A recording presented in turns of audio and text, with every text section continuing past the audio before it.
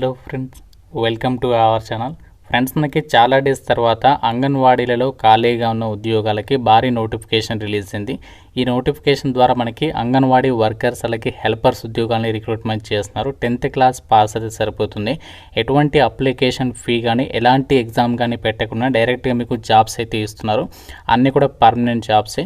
ఈ వీడియోలో మీకు ఈ జాబ్స్ గురించి కంప్లీట్ డీటెయిల్స్తో పాటు ఏ విధంగా అప్లై చేసుకోవాలి, ఎవరెవరు అప్లై చేయొచ్చు అన్ని డీటెయిల్స్ చెప్తాను. సో మనకి అంగన్వాడీ ఉద్యోగాలకి సంబంధించి జిల్లాల వారీగా నోటిఫికేషన్స్ రిలీజ్ చేస్తారు కాబట్టి మీరు ఏ జిల్లా నుండి ఈ వీడియో చూస్తున్నారో వీడియోని లైక్ చేసి మీ డిస్ట్రిక్ట్ నేమ్ అనేది కామెంట్ చేసి వీడియోని అయితే చూడండి. అలాగే ఈరోజు నేను ఆఫ్టర్నూన్ ఏపీ హైకోర్టు నుంచి రిలీజ్ అయినటువంటి యొక్క జాబ్స్కి సంబంధించి అప్లికేషన్ ప్రాసెస్ అనేది ఎలా చేయాలో వీడియో అయితే అప్లోడ్ చేస్తాను. ఇంకా చూడని వారు ఇక్కడ మీకు పైన కార్డ్స్లో లింక్ ఇస్తున్నాను. ఆ యొక్క వీడియో కూడా చూసేసి మీకు ఇంట్రెస్ట్ ఉంటే అప్లికేషన్స్ అయితే పెట్టుకోండి.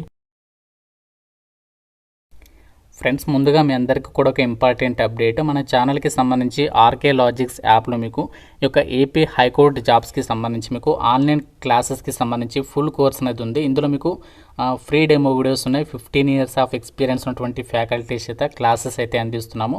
సో ఫస్ట్ మన యాప్ డౌన్లోడ్ చేసుకొని కంటెంట్ ఒకసారి చెక్ చేయండి, డెమో వీడియోస్ వినండి, అప్పుడు నచ్చితేనే ఫుల్ కోర్స్ అయితే తీసుకోండి. ఈ ఆఫర్ కేవలం ఈ రోజు మాత్రమే ఉంటుంది. అంటే 499కి 1 year వ్యాలిడిటీ అనేది ఈ రోజు మాత్రమే ఉంటుంది. మీకు తర్వాత రేపటి నుంచి మాత్రం 999 అయితే ఉంటుంది కాబట్టి సో ఇంట్రెస్ట్ ఉన్న వాళ్ళు మాత్రం వెంటనే యాప్ డౌన్లోడ్ చేసుకొని డెమో వీడియోస్ వినండి, అప్పుడు నచ్చితేనే ఫుల్ కోర్స్ అయితే తీసుకోండి. యాప్ లింక్ మీకు డిస్క్రిప్షన్లో పిన్నెడ్ కామెంట్లో ఇచ్చిన ఒకసారి చెక్అవుట్ చేయండి. ఇక్కడ నోటిఫికేషన్ డీటెయిల్స్లోకి వెళ్ళినట్లయితే ఈ యొక్క అంగన్వాడీ ఉద్యోగాలకి సంబంధించి ముందుగా మనకి ఇక్కడ వేకెన్సీస్ చూసినట్లయితే అంగన్వాడీ వర్కర్స్కి సంబంధించి టోటల్గా 30 వేకెన్సీస్ ఉన్నాయి. అంగన్వాడీ హెల్పర్స్కి సంబంధించి అంటే అంగన్వాడీ సహాయకురాలు అంటాము. సో దీనికి వచ్చేసి 141 వేకెన్సీస్ అయితే ఉన్నాయి. అండ్ ఈ యొక్క వేకెన్సీస్కి మీరు అప్లై చేయాలి అంటే మీకు ఉండాల్సినటువంటి ఏజ్ వచ్చేసరికి July 1st, 2026 కల్లా మీకు మినిమం 21 నుంచి మ్యాక్సిమం 35 years లోపు ఏజ్ ఉన్నటువంటి వాళ్ళ యొక్క వేకెన్సీస్కి సంబంధించి ఎలిజిబుల్ అనమాట. మినిమం క్వాలిఫికేషన్ మీరు 10th క్లాస్ పాస్ అయితే సరిపోతుంది. మీకు క్వాలిఫికేషన్లో వచ్చినటువంటి మార్కుల ఆధారంగానే డైరెక్ట్గా అభ్యర్థులను అయితే ఈ యొక్క వేకెన్సీస్కి అయితే మీకు సెలక్షన్ చేస్తారనమాట. ఇక్కడ మీరు చూడండి, నోటిఫికేషన్లో వాళ్ళే ఇచ్చారు. సెలక్షన్ అనేది ఎలా చేస్తారో ఆ సెలక్షన్ ప్రాసెస్కి సంబంధించి పారామీటర్స్ అనేది ఎలా ఉంటుంది, ఇక్కడ మనకి ఆ యొక్క వెయిటేజ్ అనేది ఎలా తీస్తారనేది నోటిఫికేషన్లో అయితే క్లియర్గా ఇచ్చారు. మీకు మీ క్వాలిఫికేషన్లో వచ్చిన మార్కుల ఆధారంగా దానికి 10th క్లాస్కి 50 మార్క్స్ అండ్ ఇంటర్వ్యూకి వచ్చేసి 20 మార్క్స్, టోటల్గా 100 మార్కులకి మీకు సెలక్షన్ అనేది ఉంటుంది. దానికి సంబంధించినటువంటి డీటెయిల్గా ఇక్కడ మీకు ఆ యొక్క ఎగ్జామ్ మనకి సెలక్షన్ ప్రాసెస్కి సంబంధించి ఇక్కడ ఆ యొక్క ప్యాటర్న్ అయితే ఇచ్చారనమాట. అయితే ఈ నోటిఫికేషన్కి సంబంధించి ఓన్లీ ఫీమేల్ క్యాండిడేట్స్ మాత్రమే అప్లికేషన్ చేసుకోవచ్చు. అబ్బాయిలకి అయితే ఛాన్స్ అనేది లేదు, మీకు అందరికీ తెలిసిందే. అండ్ ఈ యొక్క వేకెన్సీస్కి అప్లై చేయడానికి ఏ విధంగా అప్లై చేయాలి అంటే సో వాళ్ళు అప్లికేషన్ ఫామ్ అయితే ఇచ్చారనమాట. ఆ అప్లికేషన్ ఫామ్ అనేది మీరు డౌన్లోడ్ చేసుకొని కంప్లీట్గా అప్లికేషన్ ఫామ్లో ఎటువంటి మిస్టేక్స్ లేకుండా జాగ్రత్తగా 1కి 2 సార్లు చదివిన తర్వాత అప్లికేషన్ ఫామ్ అనేది కంప్లీట్గా ఫిల్ చేసేసి సో దాంతోపాటు మీరు అప్లికేషన్ ఫామ్ మీద గెస్టెడ్ ఆఫీసర్ తోటి అటెస్టేషన్ అనేది చేయించేసేసి దాంతోపాటు మీకు క్వాలిఫికేషన్కి సంబంధించి డాక్యుమెంట్స్ అన్నీ కూడా మీరు వాళ్ళు ఇక్కడ అడ్రస్ అనేది మెన్షన్ చేశారనమాట. శిశు అభివృద్ధి పథక అధికారి వారి కార్యాలయం ICDS ప్రాజెక్ట్ కార్యాలయం నందు డైరెక్ట్గా మీరు వెళ్ళి అక్కడ సబ్మిట్ చేయాల్సి ఉంటుంది అనమాట. ఇక్కడ మీరు పోస్ట్ చేయాల్సినటువంటి పని లేదు. మీరు అక్కడ వెళ్ళి సబ్మిట్ చేసిన తర్వాత మీకు దగ్గర రిసిప్ట్ అనేది మీకు ప్రొవైడ్ చేస్తారనమాట.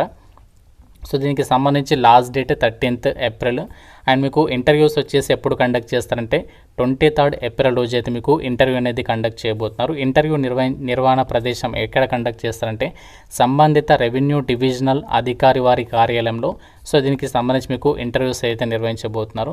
సో ఇక్కడ వేకెన్సీస్ అనేవి ఏ లొకేషన్స్లో ఉన్నాయి, దానికి సంబంధించి project name and mandal division అన్నీ కూడా ఇక్కడ రిక్రూట్మెంట్ డీటెయిల్స్లో ఇచ్చారు. అండ్ ఆ యొక్క వేకెన్సీ అనేది ఏ కేటగిరీలో ఉంది ఆ డీటెయిల్స్ మీరు ఇక్కడ నోటిఫికేషన్లో అయితే మనకి 5th పేజీ తర్వాత అయితే ప్రొవైడ్ చేస్తారనమాట. అక్కడ నుంచి మీరు వేకెన్సీస్ డీటెయిల్స్ అంతా కూడా మీరు చెక్ చేసుకోవచ్చు. అండ్ ఈ యొక్క వేకెన్సీస్కి సంబంధించి వాళ్ళు అప్లికేషన్ ఫామ్ కూడా నోటిఫికేషన్లో పెట్టడం జరిగింది.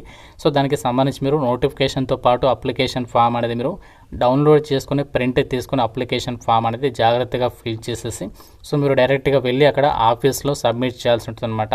సో ఎటువంటి ఎగ్జామ్ అయితే ఉండదన్నమాట. జస్ట్ మీరు అప్లికేషన్ ఫామ్తో పాటు qualification related documents, Aadhaar card అన్నీ కూడా ప్రాపర్గా డాక్యుమెంట్స్ అనేవి పట్టుకొని అక్కడ మీరు సబ్మిట్ చేసిన తర్వాత వచ్చినటువంటి అప్లికేషన్స్ అన్ని కూడా షార్ట్ లిస్ట్ చేసేసి ఈ యొక్క వేకెన్సీస్కి సెలెక్షన్ చేస్తారు. సో ఇక్కడ మనకు చూడండి 10th క్లాస్కి సంబంధించేమో వెయిటేజ్ 50 మార్క్స్ ఇస్తారు. ప్రీ స్కూల్ టీచర్ ట్రైనింగ్ ఎవరైతే కంప్లీట్ చేస్తుంటారో వాళ్ళకు వచ్చేసి 5 మార్క్స్, ఎవరైతే విడోస్ ఉంటారో వాళ్ళకు వచ్చేసి 5 marks, widow with minor children ఉన్న వాళ్ళకి 5 marks, candidates who is an orphan and who has been an inmate of Balasadan అని చెప్పేసి ఇచ్చారు. దీనికి రిలేటెడ్గా ఆర్పన్స్ ఎవరైతే ఉంటారో వాళ్ళకి 10 మార్క్స్. సో ఈ విధంగా యొక్క వెయిటేజ్ అనేది మనకి ఫైనల్ సెలక్షన్లో అయితే కన్సిడర్ చేస్తారనమాట. సో మీకు ఎటువంటి రిటర్న్ టెస్ట్ అయితే ఉండదు అండ్ మీకు ఎటువంటి స్కిల్ టెస్ట్ కూడా కండక్ట్ చేయరనమాట. సో మీరు ఏ క్యాస్ట్ వాళ్ళైనా సరే రిక్రూట్మెంట్కి సంబంధించి మీరు అప్లికేషన్ చేసుకోవచ్చు. కాకుండా మీరు అప్లై చేసేటప్పుడు నోటిఫికేషన్ లాస్ట్ పేజీలో వాళ్ళు ఏదైతే లిస్ట్ ప్రొవైడ్ చేస్తారో మీ యొక్క నియరెస్ట్ లొకేషన్లో మీ యొక్క విలేజ్లో వేకెన్సీ ఉందా లేదా అక్కడ మీరు చెక్ చేసుకోండి. సో చెక్ చేసుకుని మీరు డైరెక్ట్గా వెళ్ళి మీకు అక్కడ వేకెన్సీ అవైలబుల్లో ఉంటే మాత్రమే అప్లికేషన్స్ అనేవి సబ్మిట్ చేసేటువంటి ప్రయత్నం అయితే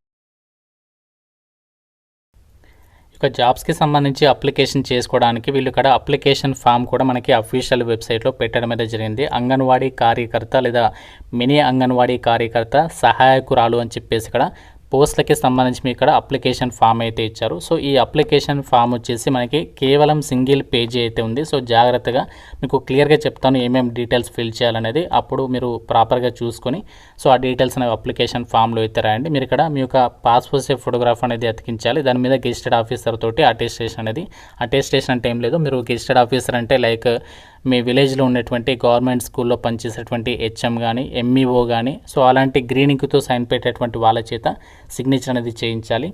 తర్వాత మీ యొక్క నేమ్ అనేది ఇక్కడ రాయాలి ఫస్ట్. సో మీరు మొత్తం అప్లికేషన్ ఫామ్ ఫిల్ చేస్తే ఇంగ్లీష్లో రాయండి, లేదంటే తెలుగులో రాయాలని కూడా తెలుగులో, మొత్తం మధ్యలో ఇక్కడ ఇంగ్లీష్ రాసి తెలుగు అలా అయితే రాయొద్దు, మొత్తం ఏదైనా ఒక లాంగ్వేజ్ మాత్రమే రాయండి. తెలుగు ఉంది కాబట్టి సింపుల్గా మీరు ఇక్కడ తెలుగు మీ సర్నేమ్తో సహా ఫుల్ నేమ్ అనేది రాసేయండి. తర్వాత మీ యొక్క హస్బెండ్ నేమ్ అనేది రాయాలి. ఓన్లీ మ్యారీడ్ ఉమెన్ మాత్రమే ఎలిజిబుల్ కాబట్టి మీకు అందరికీ తెలిసింది. మీ యొక్క హస్బెండ్ నేమ్ అనేది రాయాలి. తర్వాత దరఖాస్తు చేస్తున్నటువంటి పోస్ట్ పేరు, సో మీరు ఏ పోస్ట్కి అప్లై చేస్తున్నారు, అంగన్వాడీ వర్కరా అంగన్వాడీ హెల్పర్ అని చెప్పేసి మీరు చూసుకొని అక్కడ రాయండి. తర్వాత గ్రామం పేరేంటి, సెంటర్ పేరేంటి అది కూడా రాయాలి.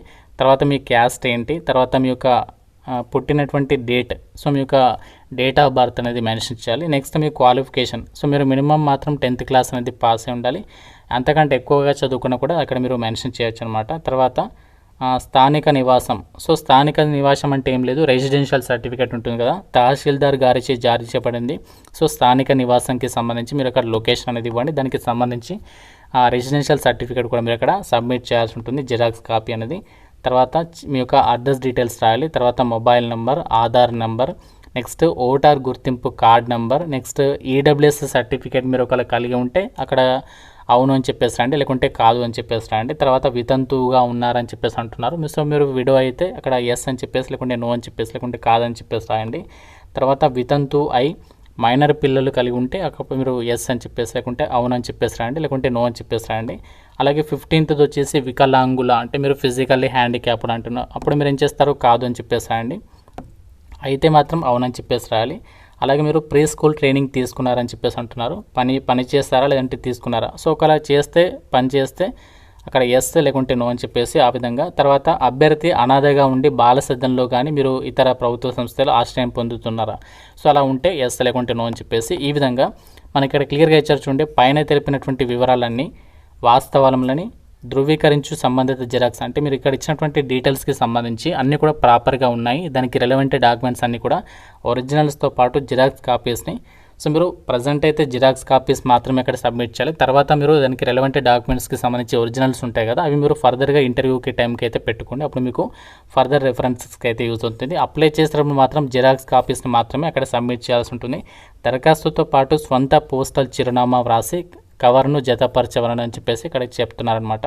సో ఇక్కడ మీరు ఫైనల్గా సిగ్నేచర్ పెట్టేసేస్తే మీ అప్లికేషన్ ఫిల్ చేయడం అనేది అయిపోతుంది. దీంతోపాటు మీరు ఏమేమి డాక్యుమెంట్స్ని క్యారీ చేయాలి అంటే అక్కడికి వెళ్ళేటప్పుడు ఎస్ఎస్సి మెమో, దాంతోపాటు Aadhaar card xerox copy, caste and residential, ఇవన్నీ కూడా మీరు అప్లికేషన్ ఫామ్తో పాటు అక్కడ జిరాక్స్ కాపీస్ మాత్రమే అక్కడ ఆఫీస్లో సబ్మిట్ చేయాల్సి ఉంటుంది. ఈ నోటిఫికేషన్ మనకి ఎక్కడి నుంచి వచ్చిందంటే కడప వైఎస్ఆర్ డిస్ట్రిక్ట్ నుంచి అయితే రావడం జరిగింది. మనకి ఈ జిల్లాకి సంబంధించి ఐసిడిఎస్ ప్రాజెక్ట్ పరిధిలో ఏవైతే కాలేజీలు ఉన్నాయో వాటికి సంబంధించి మీకు నియరెస్ట్ లొకేషన్లో ఇక ఐసిడిఎస్ ప్రాజెక్ట్ పరిధిలో ఉన్నటువంటి వాళ్ళందరూ కూడా ఎలిజిబుల్ అనమాట. సో మీ జిల్లాకి సంబంధించి కూడా మేము మన ఛానల్ ద్వారా అయితే అప్డేట్ అనేది ఇస్తాం. మీ జిల్లాకి సంబంధించి ఎటువంటి చిన్న అప్డేట్ వచ్చినా, కాబట్టి డెఫినెట్గా లైక్ చేసి కామెంట్ చేయడం అయితే మర్చిపోదు. సో మీకు అప్లికేషన్ ప్రాసెస్ అనేది క్లియర్గా అర్థమైంది అనుకుంటున్నాను. ఇంకా మీకు ఏదైనా డౌట్ ఉంటే నాకు కామెంట్లో అయితే అడగండి. ప్రతి ఒక్కరు కూడా లైక్ చేసి ఒక వీడియోని మీ ఫ్రెండ్స్కి అయితే తప్పనిసరిగా షేర్ చేయండి అండ్ ఛానల్ని అయితే సబ్స్క్రైబ్ చేసుకోండి. Thank you so much guys.